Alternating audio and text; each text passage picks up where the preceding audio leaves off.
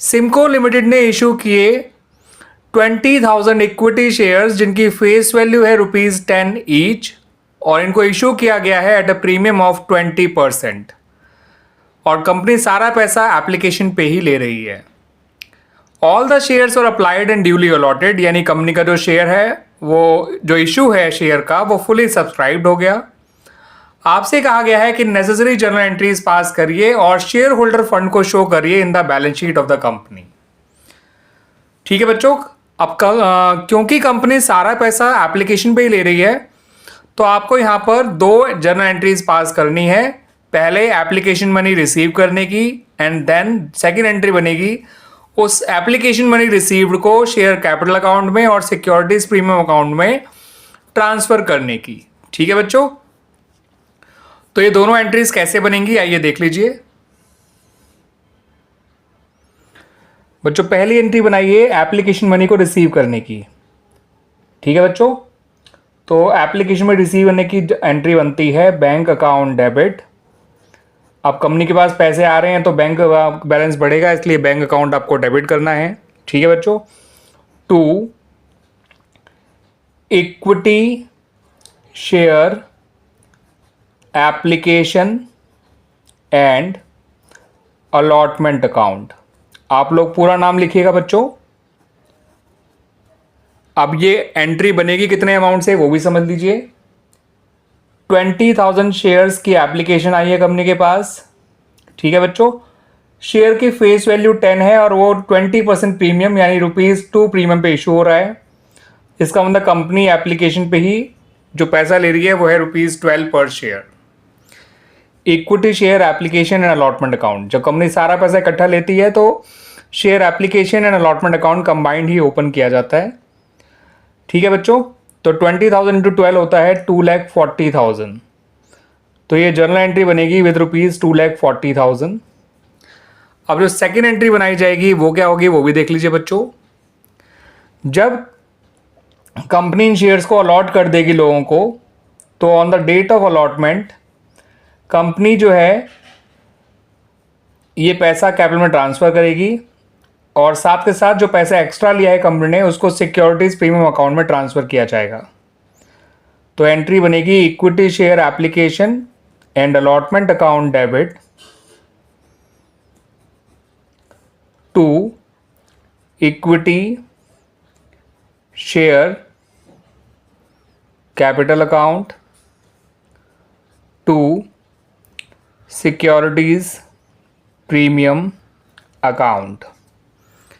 ठीक है बच्चों, तो यहां तो ₹2,40,000 ही आएगा जितना रिसीव किया गया था बाय द कंपनी, पर कैपिटल में जो पैसा ट्रांसफर किया जाता है वो उतना ही किया जाता है जितना शेयर की फेस वैल्यू है। फेस वैल्यू से ज़्यादा पैसा आप शेयर कैपिटल में ट्रांसफर नहीं कर सकते हैं। तो कैपिटल में तो आपको ₹2 लाख ही ट्रांसफर करने होंगे। ठीक है बच्चों, और जो एक्स्ट्रा पैसा कंपनी ने लिया है उसको वो सिक्योरिटीज प्रीमियम अकाउंट में ट्रांसफर कर देगी। ₹2 पर शेयर एक्स्ट्रा लिया गया है तो वो चला जाएगा सिक्योरिटीज प्रीमियम अकाउंट में। ठीक है बच्चों, अब क्वेश्चन में आपसे बच्चों ये भी मांगा गया था कि शेयर होल्डर फंड को भी आप शो करिए in the balance sheet of the company. तो बच्चों बैलेंस शीट ऑफ कंपनी जब आप बनाएंगे ऊपर कंपनी का नाम डाल दीजिएगा सिमको लिमिटेड। ठीक है बच्चों, और फिर लिखिएगा बैलेंस शीट, पूरा लिखिएगा। मैं तो आपको सिर्फ समझा रहा हूँ, आप पूरा लिखिएगा बच्चों जब आप क्वेश्चन सॉल्व करेंगे। तो एज एट, और यहाँ पे एक्सट्रैक्ट जरूर डाल दीजिएगा बच्चों, तो क्या कंप्लीट बैलेंस शीट नहीं बना के दिखा रहे, केवल शेयर होल्डर फंड दिखा रहे हैं। उसके बाद आपको 3 कॉलम बनाने हैं। पहला कॉलम बनाना है पर्टिकुलर्स का। ठीक है बच्चों, पर्टिकुलर्स का के बाद अगला कॉलम नोट नंबर का, और उससे अगला कॉलम बनाना है आपको अमाउंट का। पर्टिकुलर वाले कॉलम में आपको लिखना है इक्विटी एंड लायबिलिटीज़, आप पूरा लिखिएगा बच्चों। फिर उसके नीचे लिखिएगा शेयर होल्डर्स फंड, यहाँ भी पूरा लिखिएगा, और शेयर होल्डर फंड के नीचे लिखिएगा शेयर कैपिटल, और उसके साथ साथ लिखिएगा रिजर्व एंड सरप्लस। तो नोट नंबर 1 के आगे आप नोट नंबर में शेयर कैपिटल के आगे नोट नंबर 1 डाल दीजिएगा, रिजर्व एंड सरप्लस के आगे नंबर 2 डाल दीजिएगा। शेयर कैपिटल में डालिएगा 2 लाख, और रिजर्व सरप्लस में डालिएगा 40,000। ठीक है बच्चों, और टोटल है गया आपका 2,40,000। इस तरह से शेयर होल्डर फंड दिखाया जाएगा in the balance sheet of the company.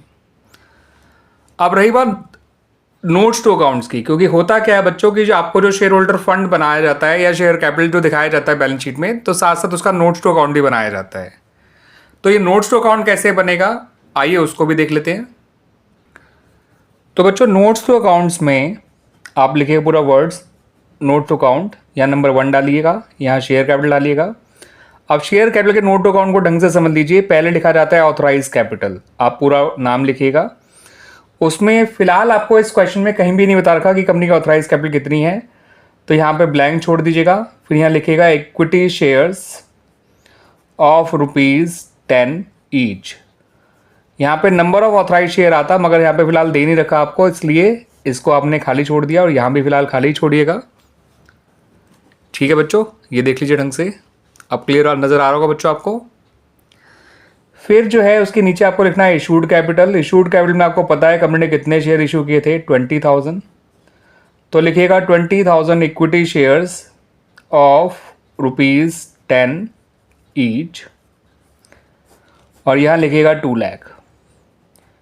फिर आप आएंगे सब्सक्राइब कैपिटल पे। तो वैसे तो सब्सक्राइब कैपिटल के 2 पार्ट होते हैं, सब्सक्राइब एंड फुली पेड और subscribe but not fully paid. मगर यहाँ पर तो कंपनी ने सारा पैसा उन शेयर्स का मांग लिया था जितने शेयर्स लोगों ने सब्सक्राइब किए थे, और इशू फुली सब्सक्राइब था, और सारा पैसा कंपनी को मिल भी गया था।